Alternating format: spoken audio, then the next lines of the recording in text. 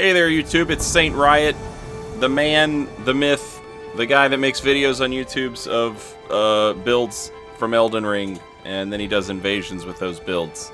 And he shows them off to his frumfies. That's you. I'm me, you're you, and we're meeting in your phone or on your computer, whatever.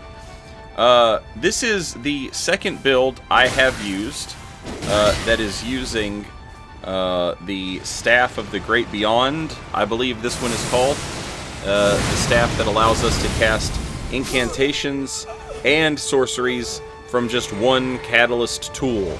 We can cast all the magics from this one source, and now that I've done 2 builds with it, I'm feeling pretty confident about how I feel about it, and feeling pretty confident to say what it's got and what works for it and what is maybe not as good about it.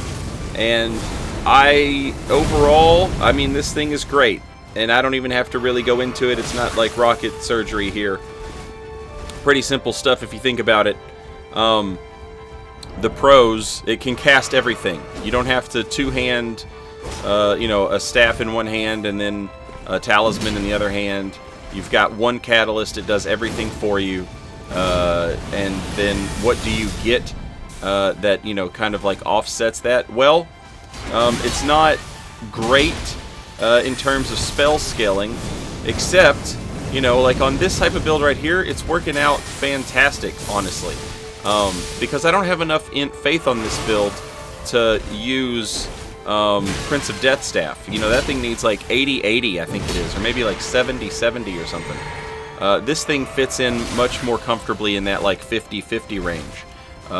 The Mount Gelmir Staff would probably be better, but not by so much that, like are you really willing to give up, casting 2 different types of magic out of one staff, for the better scaling? You might be, but this allows me to have a sword in my offhand and still cast all of my crazy spells, and that's what more could you ask for, really.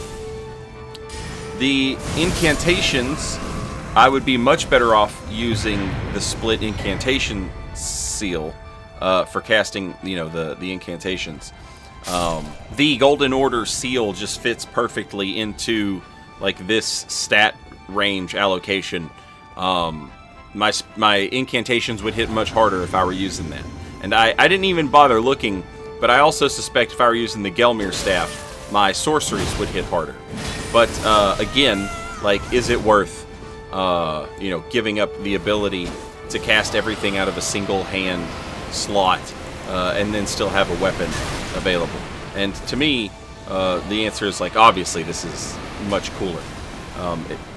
It allows me to switch back and forth between incantations and sorceries, which opens up a lot of different combos that I can do while still having like a straight sword on my character to defend myself in case somebody gets close enough that I need to actually like go full melee, right?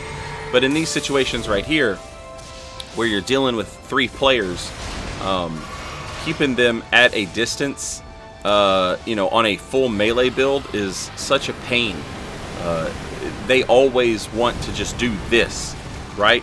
But when you're playing a build like a caster that has the ability to fight back at this range, you're probably doing more damage than they are, right? That's a complaint that people, have with Elden Ring invasions, is how focused on the ranged game these things are. But you will surprise yourself at, I mean, it shouldn't surprise you, honestly. You know how bad these co-opers builds are, right? The difference is that, like, every build can do damage, and if builds can do damage at range and you're just constantly trying to get in close, it can be an insurmountable hill to climb. But on a build like this, where you can actually do some ranged stuff back at them, your build is probably better. Just like your build is probably better when it's, like, time to melee. you would expect that against the co-opers, you know, your melee build's ready to go. It can do whatever. You know more. You have put together a more complete build than they have. And so you would expect those results when, you know, you're doing more damage and having more health and yada yada, right? You expect those results. It's the same thing when you have like a ranged build, or even just the option for a ranged build. You know, you will be better equipped at this, and you're basically just beating them at their own game of, you know, throwing lasers around and stuff. And that rules, and I love it. It's great to me, especially as someone who prefers, you know, like, I don't like just shooting the pew-pew magic lasers, right? I prefer the, like, the fun up-close combat in PvP. For the most part. But, you know, let's not kid ourselves and act like there's not cheesy as hell setups you can't use melee-wise, right? Crouch, poke, Great Lance spam and shit, you know. Like, there's still annoying stuff you can do melee that's not fun at all to fight against. But it is what it is, you know. The game just has those options available. Those are things that, like, you know, you wish they would rebalance. And that goes for the ranged stuff as well, too. But if the ranged stuff is gonna be good, I'm absolutely going to take advantage of the fact that the ranged stuff is going to be good. This is one of those invasions that, you know, you love. You love these. You love two guys playing waifu characters, throwing the sleep pots that you know are duped. You know, standing around in an area with, like, the most dangerous thing to deal with are jellyfish. We're, like, close to level 200, and this is probably, like, base new game jellyfish, just based on how much HP the jellyfish seem to have and how much damage the jellyfish do. And you have these people that are in base new game at level 200, running around with waifu face character sliders, you know, fighting invaders. And, you know, like, I just know, you know, when I check the players met, if they don't have their games hidden, it's like, you just know these dudes have, put hours into, like, Dark Souls 3 Gank City ganking, you know? They just that type of vibe.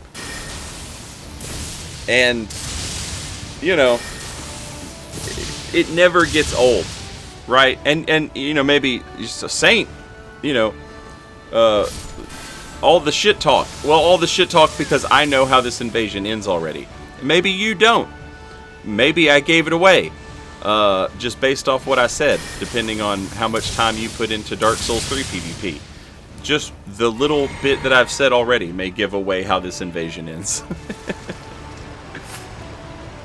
But, yeah, we love these. Anyway, Staff of the Great Beyond. You know, we're in that, like, 40-40, 50-50, 60-60 range, where, you know, like, the Gelmir Staff would probably be better for for sorceries. The Golden Order Seal is definitely better for incantations. We're not quite to the point of Prince of Death Staff, but, you know, it's fine. I could be doing more damage with my spells, but then I'm either going to have to toggle between Staff and Talisman, Seal, whatever you want to call it. Or I'm going to have one of each in both hands. And I'm going to have to toggle between, okay, is this an L1 spell or an R1 spell? Staff of the Great Beyond, you don't have to do that. And you're going to get pretty decent damage out of stuff. Especially depending on, like, talismans that you decide to wear. Obviously, I'm wearing the Fashion Talisman. At this level range, it's like, why not wear it? You know, obviously there's better stuff to wear in terms of, like, just pure numbers or what have you. But, it's just, you know, at this level range, it's so insane. Everything, the damage, like, you don't even really have to min-max, you know, if you don't want to. Obviously, if you don't, and you come across an opponent who is min-maxing, you know, you're gonna be fighting from behind there. But, you know, that's not very often. That's not the typical invasion, in my experience. That you're going up against somebody who's, like, min-maxed all to hell. And, yeah, so our damage isn't min-maxed. We're wearing a fashion talisman. We're goofing off. You know, it's just a fun, goofy little time. But, yeah, you could, you know... I'm also using Beloved Stardust, I guess I should mention. So, like, I'm taking 30% extra damage from stuff.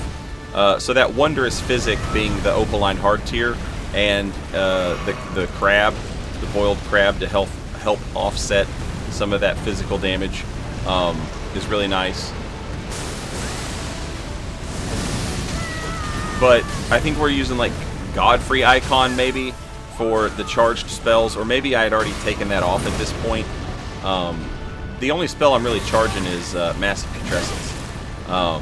And so I think I ended up replacing the Godfrey Icon with maybe the Incantation boosting Talisman, the Phlox Canvas Talisman. And the reason I did that is because, like, if I were to switch over to a different staff, my spell boost would be, like, slightly better, but not massively better. So my sorceries are in a pretty good space, but I've actually, like, looked at the numbers on the Golden Order seal versus the Staff of the Great Beyond, and it hurts to see that big of a difference between the numbers. So the Phlox Canvas Talisman boosting all of my incantations makes me feel a little bit better about that, you know, that disparity or whatever. But also, you know, you could mention, and here you go, by the way. Look, this is hilarious. This is Dark Souls 3 Gank City. It's so funny that you can be that sad. Does that make sense? Like, it's so funny that you can try that hard, be that bad still, and then do that, you know? Like, there's just something laughable about it. And, I love it, you know? It's just a certain type of player that will never change, ever. It doesn't matter if they actually haven't ever done Gank City ganking in Dark Souls 3. Like, that's the same player, just reborn. And I love that. I love the comfort of knowing that there are just some things that will not change. And, you know, gankers not being able to take an L. Like, if they could take an L, if they could be okay with losing and learning from their losses, they wouldn't be gankers, they'd just be invaders, right? But they can't. They can't handle it. They can't handle a loss. And as a result, you know, they gank. And then they lose anyway. And it's hilarious. You know? Anyway, I love that. This is the build that I am using with my Staff of the Great Beyond. I think if you look at the talismans, I don't know if I still have Godfrey on when I recorded this little outro footage here. I don't know if I still had Godfrey on or not, but I took that off. Oh, nope, I don't. There you go. You can see it. I haven't gone up to level 200, and I've been avoiding the fog wall factories. So I'm just going to stay here, I think. And you can stay here and like and subscribe. I'll see you next time. Later, y'all.